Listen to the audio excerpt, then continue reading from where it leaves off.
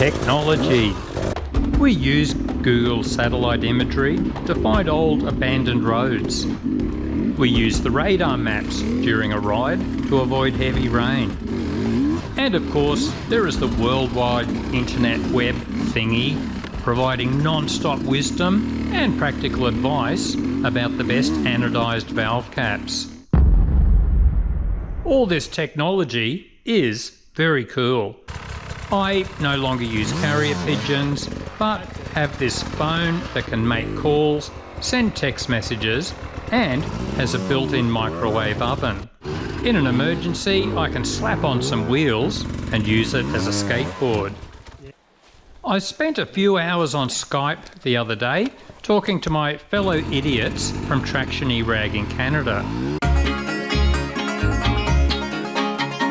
We discussed how the internet has changed the world so radically for everyone.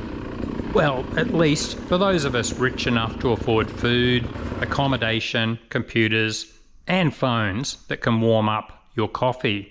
Over the years, there has been plenty of criticism of technology. Just read books like Brave New World, Clockwork Orange, or 1984 for a bleak view of the future. But I reckon most of us think the move from stone axes to computers has generally been a good move. And personally, I'm glad motorbikes have evolved too. It would be hard punting one of these babies around a dirt track at speed. One of the greatest things about the internet is it's giving power back to the everyday guy. Invented a cool bit of motorbike bling? In the past, you needed to pay motorbike magazines for ads, get distributors interested in it, and hope the big guys decided to back you. Now, you just create your own website, take online orders, and mail your bling direct. In the old days, you bought your glossy bike magazine to read about all the top riders.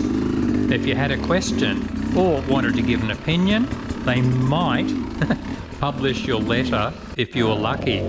Now, you just go online to find out which stickers will make your motorbike go faster.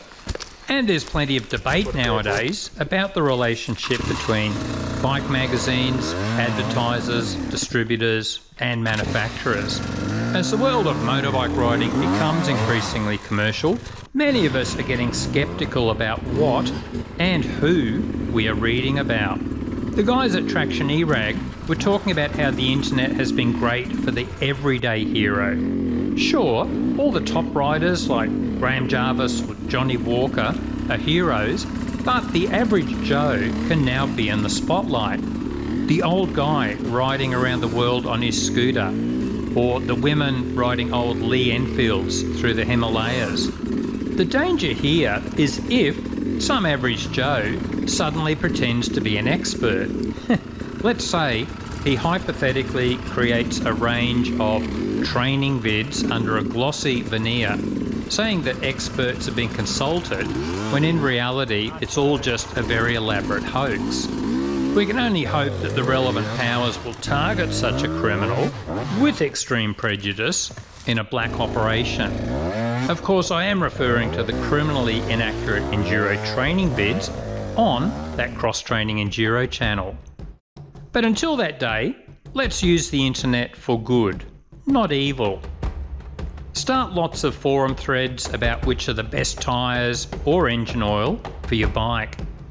Loudly proclaim your opinions, but don't provide any evidence to support them. Ridicule those who disagree with you. Remember, the internet gives you a great opportunity to stop being polite and become an arrogant prick behind the keyboard. In the name of the terabyte, Amen.